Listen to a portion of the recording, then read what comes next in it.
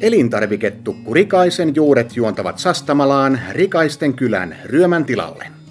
Tilalla on alun alkaen viljelty perunaa ja juurikasta. Kotitilan pihapiiriin rakentui myös ensimmäiset tilat perunan jalostukseen. Vuonna 2002 Janne Ryömä perusti Rikaisten Vihannes Oyn, johon velipoika Antti tuli osakkaaksi pari vuotta myöhemmin. Vuonna 2009 tehtiin yrityksessämme merkittävä suunnanmuutos. Luovuimme jalostustoiminnasta ja päätimme keskittyä tukkukauppaan. Samalla muutimme yrityksen nimeksi Elintarviketukku Rikainen.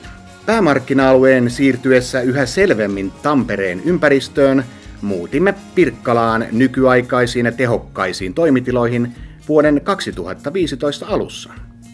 Ammattitaitoinen myyntitiimimme huolehtii tilauksien vastaanotosta.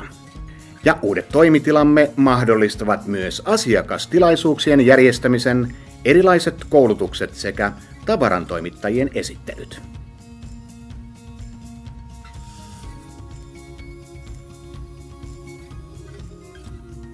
Snellmanin perhetiloille tuotetut lihat saat Rikaisilta 24 tunnin toimitusrytmillä.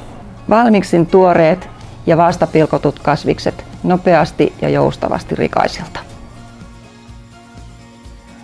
Nykyaikainen varastojärjestelmämme sekä ammattitaitoinen henkilökunta takaavat tuotteiden laadun sekä tuoreuden.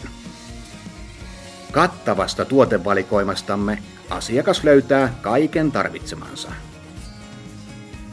Suurin osa tuotteista tulee varastoon yöllä ja lähtee asiakkaille aamulla heti kukonlaulun aikaan.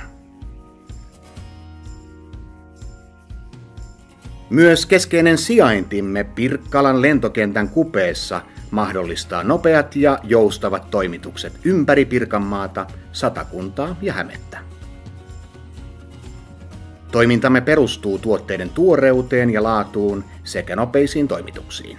Tämä mahdollistaa tuotteiden pääsyn tuoreina myös asiakkaan pöytään. Olemme asiakkaillemme hyvä ja luotettava yhteistyökumppani. Perheyrityksemme toiminnassa kaikki lähteekin asiakkaidemme tarpeista ja toiveista. Pyrkimyksemme olla jokaisen ammattikeittiön ensisijainen ja paras valinta tavarantoimittajaksi on hyvässä vauhdissa. Tämä mahdollistaa vuosien varrella valikoitunut mahtava ja innostunut henkilökuntamme yhdessä. Perinteitä kunnioittaen haluamme palvella juuri sinua. Rikainen. Tuoreesti sinua.